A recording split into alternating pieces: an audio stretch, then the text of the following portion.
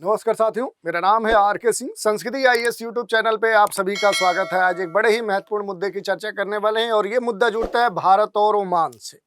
भारत और ओमान के बीच में मुक्त व्यापार जो समझौता है वो चर्चा में है। तो इसी विषय की हम चर्चा करने वाले हैं कि दोनों देशों में जो सीमा शुल्क घटाने पर एक तरह से जो सहमति व्यक्त की गई है, एक मंजूरी दी गई है, उसकी जो औपचारिक घोषणा है वो चर्चा में है। तो देखने वाली बात है कि आखिर आने वाले समय में ये घोषणा कब तक की जाती है, इसके क्या महत्व है भारत और ओमान के लिए, और इनसे जुड़े हुए जो भी महत्वपूर्ण पहलू हैं उन पर भी संक्षिप्त रूप से हम बात करेंगे। तो चलिए स्टार्ट करते हैं। ये जो टॉपिक है आपके अगर सिलेबस की बात करें तो ये पेपर 2 में जो आईआर है उससे जुड़ा हुआ टॉपिक है। इसके अलावा इसके ज्योग्राफिकल जो लोकेशन है वो आपके जीएस के पेपर 1 से भी जुड़े हुए हैं। चर्चा में आगे बढ़ने से पहले आप सभी के लिए एक महत्वपूर्ण सूचना है। स्वतंत्रता दिवस के अवसर पर देखें तो बड़ा एक महत्वपूर्ण जो ऑफर है वो संस्कृति आईएएस के द्वारा संचालित किया जा रहा है, जिसके तहत जो भी ऑप्शनल कोर्सेज हैं उन पर मोर देन 50 to 60% की जो छूट है वो प्रदान की जा रही है।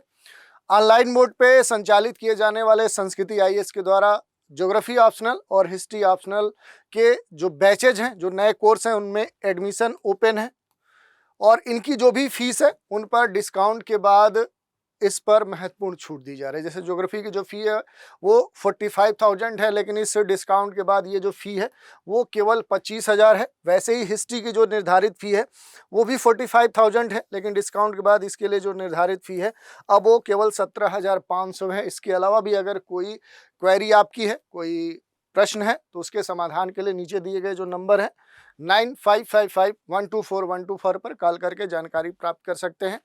दूसरा तरीका है संस्कृति आईएएस की जो वेबसाइट है, यहाँ भी विजिट करके संबंधित जानकारी प्राप्त कर सकते हैं।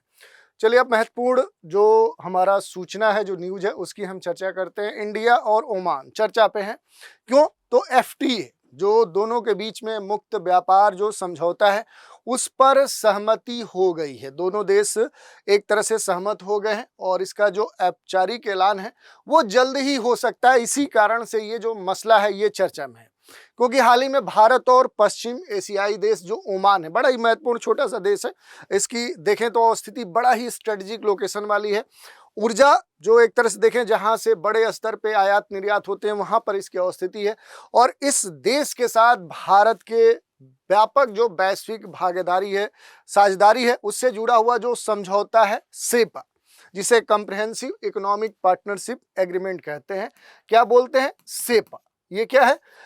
Comprehensive economic partnership agreement. इसको लेकर एक महत्वपूर्ण जो पहल है वो देखने को मिली है और इसी को लेकर दोनों देश, भारत और ओमान, दोनों की बात करें तो दोनों देशों ने अधिकांश जो अपने व्यापारिक वस्तुएं हैं उन पर जो भी सीमा जो शुल्क होता है, जो बॉर्डर टैक्स होता है, उसको कम करने को लेकर खास तौर पे बातचीत की और शुल्क को कम करने, समाप्त करने के साथ साथ सेवाओं के जो भी व्यापार हैं उसके जो नियम हैं उनको आसान बनाने और निवेश को अधिक से अधिक बढ़ावा देने पर दोनों ही देश सहमत हो चुके हैं।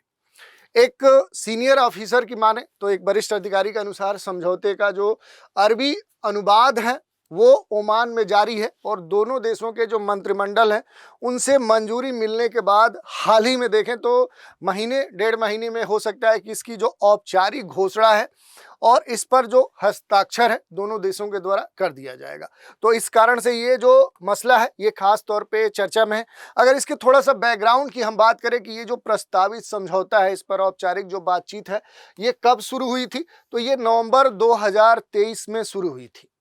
और यहाँ पर सबसे महत्वपूर्ण जो बात है कि कॉम्प्रिहेंसिव इकोनॉमिक जो पार्टनरशिप एग्रीमेंट है, इसका जो मोटो है, जो उद्देश्य है वो यही है कि जो वस्तुएं हैं उन वस्तुओं पर ही न केवल बल्कि व्यापार में भी सीमा शुल्क कम करना और उसके साथ ही जो भी सर्विसेज हैं, जो इन्वेस्टमेंट के अलग अलग सेक्टर्स हैं, उनमें भी सहयोग को और मजबूत किया जाए।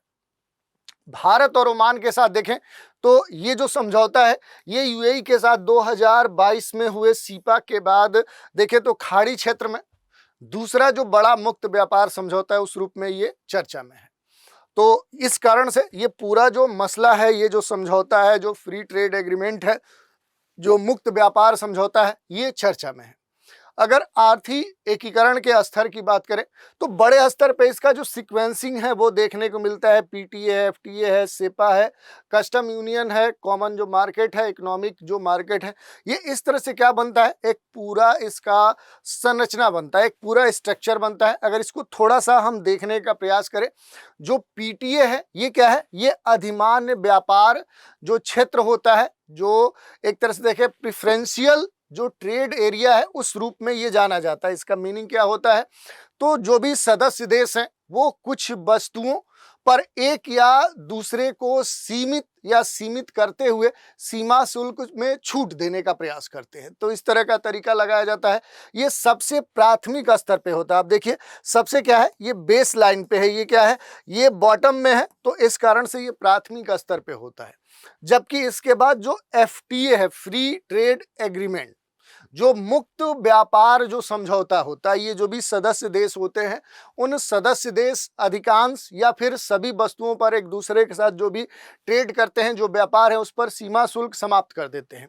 लेकिन प्रत्येक देश तीसरे देश के लिए अलग अलग जो व्यापार नीति है वो अपना सकता है। इसके अलावा जो तीसरा है, ये खास तौर पे चर्चा में है, जो भी व्यापक आर्थिक जो सहयोग है वो यहाँ पर आपको जो CECA है ये देखने को मिलता है। इसमें खास तौर पे देखेंगे तो जो भी व्यापार है उस व्यापार के अलावा जो सेवाएं हैं, निवेश है, बौद्धिक जो संपदा है, जो प्रतिस्पर्धा नीति है, आदि क्षेत्रों में भी जो भी सहयोग है वो शामिल किया जाता है। और ये FTA से अधिक व्यापक होता है, क्योंकि इसी कारण देखेंगे तो इसके ये क्या है, एबव है, इसके ऊपर इसकी संरचना आती है। जैसे आप देखते हैं एक बेस लाइन बनते गई है। उसके अलावा देखेंगे तो जो कस्टम यूनियन है ये सबसे महत्वपूर्ण होता है, क्योंकि कस्टम यूनियन की बात करें तो ये सीमा शुल्क संघ होता है। ये क्या होता है, सीमा शुल्क संघ होता है। ये FTA की तरह ही सदस्य जो देश होते हैं उन देशों के बीच में मुक्त जो व्यापार है उसकी अनुमति देता है। साथ ही तीसरा जो थर्ड पार्टी या तीसरा देश है उसके लिए भी समान जो बाहरी शुल्क है उस शुल्क नीति के तहत इस पे काम होता है। और इसके बाद देखें तो एक कॉमन मार्केट होता है, एक कह सकते हैं कि साझा बाजार होता है। कॉमन मार्केट होता है जिसका मीनिंग होता है सीमा शुल्क संघ प्लस जो भी श्रमिक हैं, पूंजी है, सेवाएं हैं, उन सेवाओं की जो सदस्य देशों के बीच में एक स्वतंत्र आवाजाही है उसकी जो अनुमति है वो कॉमन मार्केट में होती है। और सबसे अपर लेवल पे इकोनॉमिक यूनियन या इकोनॉमिक मार्केट होता है, यानी आर्थिक संघ होता है, आर्थिक बाजार होता है, साझा बाजार होता है। उस साझा बाजार के साथ जो भी सदस्य देश होते हैं उन देशों के बीच में जो टैक्स है, जो कर है, मौद्रिक नीति है या अन्य जो भी कह सकते हैं आर्थिक नीतियां, उनका जो समन्वय है वो एक रूपक स्थिति में होता है, एक रूपता के आधार पे होता है। और ये एकीकरण का क्या है, सर्वोच्च कह सकते हैं मानक होता है, स्तर होता है, लेवल होता है। तो इस तरह से पूरा क्या है, आर्थिक एकीकरण का स्तर होता है। इसके अलावा अगर आप देखेंगे तो ओमान का भारत के व्यापार में अगर स्थान की बात करेंगे कि क्या महत्व है, तो इसकी अगर हम बात करें तो खाड़ी सहयोग जो भी परिषद है, जो अगर हम खाड़ी सहयोग परिषद की बात करें तो उन खाड़ी परिषद सदस्य देशों में जो ओमान है वो भारत के संदर्भ में काफी महत्वपूर्ण हो जाता है। क्यों महत्वपूर्ण हो जाता है, तो ओमान भारत का तीसरा, थर्ड क्या है, ये गंतव्य निर्यात है, या कह सकते हैं कि निर्यात ये गंतव्य है। तो इस कारण से क्या है, ये भारत के लिए महत्वपूर्ण हो जाता है। इसके अलावा भारत का जो खाड़ी सहयोग परिषद है उसका एक अन्य महत्वपूर्ण सदस्य है संयुक्त अरब जो अमीरात है, UAE है। उसके साथ भी ऐसा समझौता मई 2022 में लागू हुआ था जिससे व्यापार में काफ़ी तेजी आई है। तो ये भी कहा जा रहा है कि आने वाले समय में ओमान के साथ भारत का ये जो फ्री ट्रेड एग्रीमेंट हो जाएगा उसके बाद व्यापार में तेजी देखने को मिलेगी। और ओमान का जो रणनीतिक स्थान है, जो बंदरगाह से जुड़ी हुई सुविधाएं हैं, भारत को मध्य पूर्व और जो अफ्रीका है उसके बाजारों तक जो आसान पहुंच है वो दिलाने में ये अहम महत्वपूर्ण भूमिका निभा सकता है। तो इस कारण से ये महत्वपूर्ण माना जा रहा है। इसके अलावा अगर देखेंगे द्विपक्षीय व्यापार के अगर जो भी करेंट जो आंकड़े हैं उसकी अगर बात करें तो कुल जो द्विपक्षीय व्यापार अभी तक देखने को मिल रहा है वो 10 अरब अमेरिकी डॉलर से भी अधिक पहुंच चुका है। भारत से ओमान को जो निर्यात है उसकी जो मात्रा है वो 4 अरब अमेरिकी डॉलर है, और ओमान से भारत को जो आयात है वो 6.5 अमेरिकी डॉलर है। तो एक तरह से देखेंगे तो अभी भी भारत में ओमान से अधिक क्या किया जा रहा है, इंपोर्ट किया जा रहा है। एक्सपोर्ट की जो मात्रा है वो अभी भी भारत के संदर्भ में कम है। इसके अलावा देखेंगे दोनों देशों के बीच में जो भारत है, ओमान है, इनके बीच में महत्वपूर्ण जो आयात निर्यात है उनके संदर्भ में एक एक करके डेटा देखते हैं। जैसे भारत के ओमान से प्रमुख जो आयात है, यानी ओमान से जो चीज़ें मंगाई जा रही हैं, उनमें सबसे जो महत्वपूर्ण उत्पाद है वो पेट्रोलियम उत्पाद है। और ये भारत के लिए अहम भी हो जाता है, क्योंकि एक तरह से देखेंगे कि ऊर्जा संसाधन के संदर्भ में, और उसमें भी खास तौर पे अगर क्रूड ऑयल के संदर्भ में हम बात करें तो भारत पूरी तरह से क्या है, वो इंपोर्ट पर क्या है, निर्भर है। 80 से 85% ऑयल की बात करेंगे तो भारत क्या करता है, बाहर से आयात करता है। और खास तौर पे ये इस समय विवाद में भी है, क्योंकि जब से उसने रूस से सस्ते दरों पर तेल खरीदना शुरू किया है, तब से देखें तो अमेरिका जैसे जो देश हैं वो भारत के ऊपर अतिरिक्त टैरिफ लगाने का प्रयास कर रहे हैं। तो उसमें अगर देखेंगे तो एक महत्वपूर्ण जो साझेदार देश है जो भारत के लिए ऊर्जा संसाधन के संदर्भ में महत्वपूर्ण है, तो इस कारण से भी इस देश के साथ अगर FTA होता है, मुक्त व्यापार समझौता होता है, तो आने वाले समय में काफ़ी महत्वपूर्ण हो सकता है। इसके अलावा अगर देखेंगे तो यूरिया भी आयात करता है कृषि क्षेत्र के लिए, चूंकि आवश्यक है, भारत एक कृषि प्रधान देश है, तो इस कारण से ये भी जो उत्पाद है ये भारत के लिए महत्वपूर्ण है। प्रोपिलीन और एथिलीन जो पॉलीमर है इसका भी इंपोर्ट किया जाता है भारत में ओमान से। और प्लास्टिक और जो पैकेजिंग है उसके संदर्भ में आप देखेंगे तो ये सबसे महत्वपूर्ण हो जाता है भारत के लिए, क्योंकि अभी भी भारत एक बड़ा देखे तो मार्केट है, और लोगों को जो भी कह सकते हैं कि जो मार्केटिंग है उस मार्केटिंग में जो विभिन्न वस्तुओं के लेन देन की बात होती है तो वहाँ पर बड़े स्तर पे प्लास्टिक और पैकेजिंग का इस्तेमाल किया जाता है। तो इस कारण से भी ये महत्वपूर्ण है। जो कह सकते हैं कि पेंट कोक टाइप के जो पदार्थ हैं, जो औद्योगिक ईंधन है, ये भी आयात किया जाता है। जिप्सम का बड़े स्तर पे ओमान से भारत में आयात किया जाता है। सीमेंट उद्योग के लिए क्या होता है, ये रॉ मटेरियल माना जाता है, तो इस कारण से भी देखें तो ये महत्वपूर्ण है। इसके अलावा केमिकल, आयरन और जो स्टील है, बड़े स्तर पे देखेंगे तो ये क्या है कि दोनों देशों के बीच में औद्योगिक जो एक साझेदार हैं दोनों देश, उसमें ये महत्वपूर्ण पिलर है। इनमें से जो पेट्रोलियम उत्पाद है, जो यूरिया है, ये मिला लिया जाए तो कुल आयात का 70% से अधिक हिस्सा ये मेजर तौर पे इंपोर्ट किया जाता है ओमान से भारत में।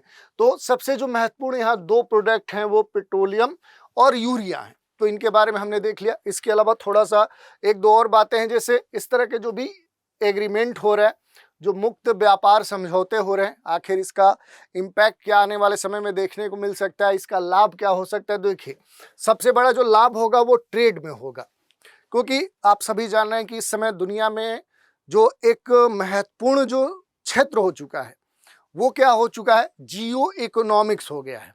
और व्यापार एक तरह से क्या है कि पूरे दुनिया में संबंधों के विकसित होने, उनके मजबूत होने, उनके अस्थायी होने, उसमें सबसे महत्वपूर्ण भूमिका निभा रहा है। तो ये जो agreement, free trade agreement Oman Bharat के बीच में होगा, इससे क्या होगा कि जो सीमा शुल्क है, जो बॉर्डर टैक्स है, वो टैक्स क्या हो जाएगा, वो टैक्स कम हो जाएगा।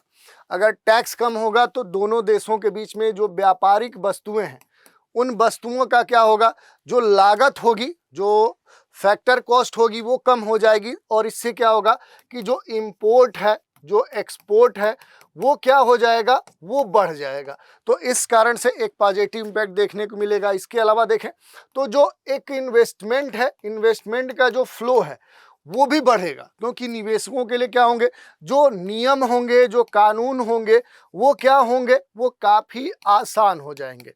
और जब वो आसान हो जाएंगे, इससे क्या होगा कि औद्योगिक जो अवसंरचना है, उन अवसंरचना परियोजनाओं में जो निवेश है, निवेश की जो पूंजी है, वो बढ़ जाएगी। तो ये पॉजिटिव एक इम्पैक्ट है। इसके अलावा देखें तो जो एनर्जी सिक्योरिटी का मामला है, ये सबसे महत्वपूर्ण है, क्योंकि ओमान से पेट्रोलियम, गैस निर्बाध तरीके से आपूर्ति भारत के संदर्भ में होगी। तो भारत की जो भी एनर्जी ज़रूरतें हैं, जो ऊर्जा की ज़रूरतें हैं, वो पूरी हो सकती हैं। तो ये एक बड़ा अवसर है। और रोजगार के संदर्भ में भी अवसर देखने को मिलेंगे, क्योंकि इस तरह के जो भी FTA या इस तरह के समझौते होते हैं, इसमें कई सारे जो नए उद्योग हैं उन उद्योगों का क्या होता है, सृजन होता है। और उन उद्योगों का अगर सृजन होगा तो उसमें काम करने के लिए सेवाओं का विस्तार करना होगा, और उससे क्या होता है कि रोजगार के जो अवसर हैं वो उपलब्ध होते हैं और विकसित होते हैं। और इसी के संदर्भ में जो भारत की विदेश नीति है उसके संदर्भ में महत्वपूर्ण बात देखने को मिल सकती है, क्योंकि भारत का अलग अलग जो विदेश नीति है दुनिया के अलग अलग क्षेत्रों के लिए, जैसे दक्षिण पूर्व एशिया के लिए लुक ईस्ट पॉलिसी है, वैसे ही देखें तो लुक वेस्ट और एक्ट जो वेस्ट नीति है उसका अहम हिस्सा हो सकता है कि भारत ओमान के बीच में होने वाला मुक्त व्यापार समझौता। और रणनीतिक दृष्टि से देखें तो ओमान का जो बंदरगाह है दुक्कम पोर्ट, ये हिंद महासागर और अरब सागर में भारत का जो एक समुद्री मजबूत जो पहुंच है उसको मजबूत कर सकता है। ओमान में बड़ी जो भारतीय प्रवासी आबादी है वो संख्या काफ़ी अधिक है, लगभग 8 लाख से भी अधिक है, जो दोनों देशों के बीच में आर्थिक सामाजिक जो एक तरह से संबंध है उनको और गहरा बनाते हैं।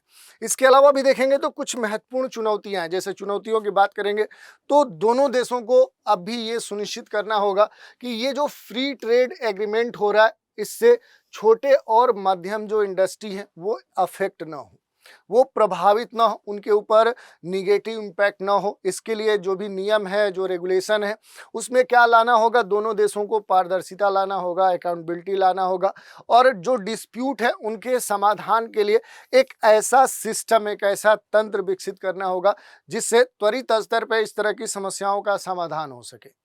जियोपॉलिटिक्स के स्तर पे जो भी तनाव है, संघर्ष है, जो ग्लोबल मार्केट है उसमें जो एक अस्थिरता देखने को मिल रही है, तो उससे जुड़े हुए जो समझौते हैं उनके लिए भी काम करना होगा ताकि बड़े स्तर पे देखें तो इसके लाभ प्राप्त किए जा सके। तो इस तरह से हमने जो भी दोनों देशों के बीच में महत्वपूर्ण जो एफटीए होने वाला है उससे जुड़ा हुआ जो महत्वपूर्ण मुद्दा था, उससे जुड़ी हुई जो बातें थी उन पर हमने चर्चा की। अब थोड़ा सा ओमान के बारे में देख लेते हैं। ओमान की जो भौगोलिक अवस्थिति है उसे हम देख लेते हैं। ओमान कहाँ पर आपको देखने को मिलेगा, तो देखिए ये पूरा जो अरब सागर वाला क्षेत्र है यहीं पर आपको ये देखने को मिलेगा ओमान। ये देखिए ओमान का ये मैप है, ये पूरा क्या है, ये ग्रीन वाला जो रीजन है ये कौन सा देश है, यही ओमान है। और यहाँ पर महत्वपूर्ण कई सारे आपको जलीय क्षेत्र देखने को मिलेंगे। जैसे इसके उत्तर में आएंगे तो यहीं पर गल्फ ऑफ ओमान देखने को मिलेगा, और गल्फ ऑफ ओमान और इधर पर्सियन जो गल्फ है दोनों को जोड़ने का काम कौन करता है, तो यहाँ पर एक महत्वपूर्ण जल संधि आपको देखने को मिलती है, वो हारमूज जल संधि है। इसके अलावा अगर इसके पश्चिम में जाएंगे तो ओमान के पश्चिम में देखिए सऊदी अरब आपको देखने को मिलेगा। सऊदी अरब का जो रबल खाली जो डेजर्ट है वो इसके ठीक पश्चिम में आपको देखने को मिलता है। यहीं पर इसके अगर उत्तर पश्चिम में आएंगे तो यहाँ पर यूनाइटेड अरब एमिरेट्स देखने को मिलेगा, जो यूएई है उसकी अवस्थिति आपको देखने को मिलेगा। दक्षिण पश्चिम में आएंगे तो यहाँ पर यमन देश आपको देखने को मिलेगा। तो ये कुछ महत्वपूर्ण देश हैं जिनसे क्या करता है, ये अपनी सीमाएं साझा करता है। और इसके पूरब में देखेंगे तो इधर ये पूरा जो अरब सागर वाला जो क्षेत्र है ये आपको देखने को मिलेगा। थोड़ा सा भारत और ओमान के रिलेशनशिप के बारे में हम चर्चा और डिटेल से कर लेते हैं। ये भारत वाला क्षेत्र है, इधर क्या है, ये ओमान वाला क्षेत्र है, और बीच में क्या है आपका ये पूरा क्या है, ये अरब सागर वाला क्षेत्र है। इसके बीच में देखें जो ऐतिहासिक जो संबंध है भारत और ओमान के बीच में, या इनके बीच में जो सांस्कृतिक जो संबंध है, तो भारत और ओमान का जो संयुक्त जो समुद्री पूरा सांस्कृतिक जो इतिहास है वो आज का नहीं है, काफ़ी प्राचीन वर्षों से है। और ये माना जाता है कि लगभग 5000 वर्ष पुराना इन दोनों के बीच में ऐतिहासिक संबंध है। दोनों देशों के बीच में जो लोग हैं वो लंबे समय से एक दूसरे से जुड़े रहे हैं।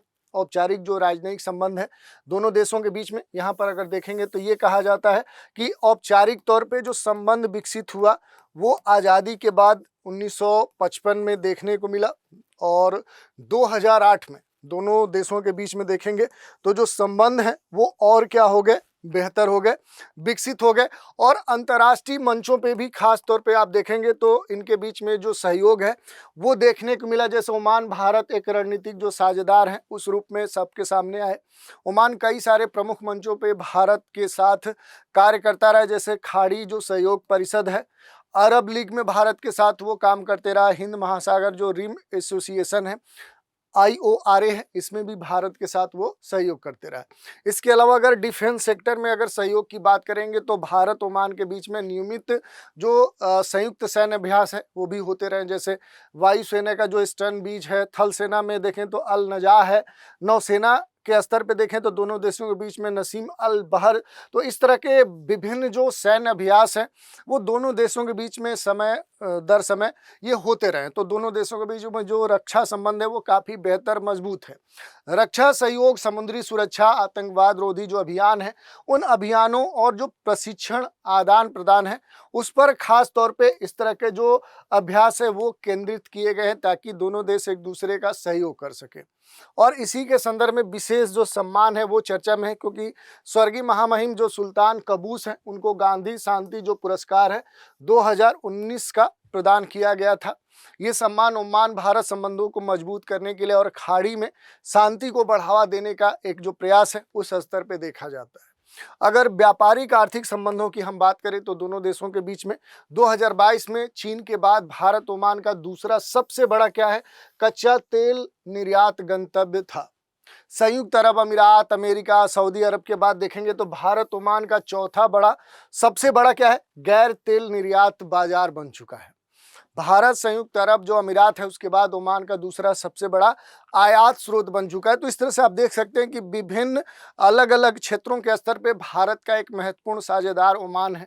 इसके अलावा भारत से ओमान को जो निर्यात होती हैं चीज़ें, क्योंकि इससे पहले हमने देख लिया कि ओमान से कौन सी चीज़ें भारत आती हैं, अब देखते हैं भारत से कौन सी चीज़ें ओमान जाती हैं। तो इसमें सबसे जो पारंपरिक वस्तुएं हैं, जो उत्पाद हैं, जो पदार्थ हैं, उनमें चाय, काफ़ी, मसाले हैं, क्योंकि बड़े स्तर पे भारत में इनका उत्पादन होता है। डेयरी जो उत्पाद हैं, कपड़े, मांस और अन्य जो खाद्य वस्तुएं हैं, ये भारत से कहाँ भेजी जाती हैं, ये ओमान भेजी जाती हैं। तो ये क्या है, ये पारंपरिक पहले से ये निर्यात होते रहा है भारत से।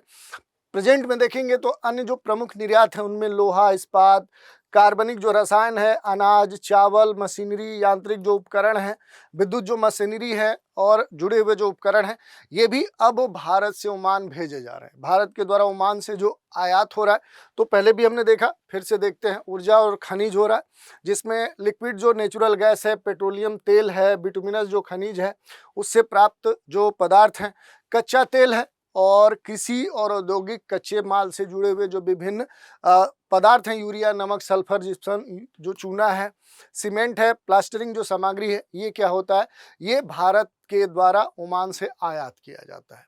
इसके अलावा भी बहुत सारे कह सकते हैं सेक्टर्स हैं, जैसे धातु और अन्य जो संसाधन हैं उनसे जुड़े हुए जो कह सकते हैं घटक है, एल्युमिनियम है, लोहा, इस्पात है, एस्बेस्टस और अभ्रक है, या अन्य जो कह सकते हैं कि प्रोडक्ट्स हैं जिनमें कार्बनिक रसायन है, विभिन्न जो ओर हैं, लावा और राख हैं, इस तरह के जो मटेरियल है वो भी क्या किए जाते हैं, ओमान से भारत मंगाए जाते हैं।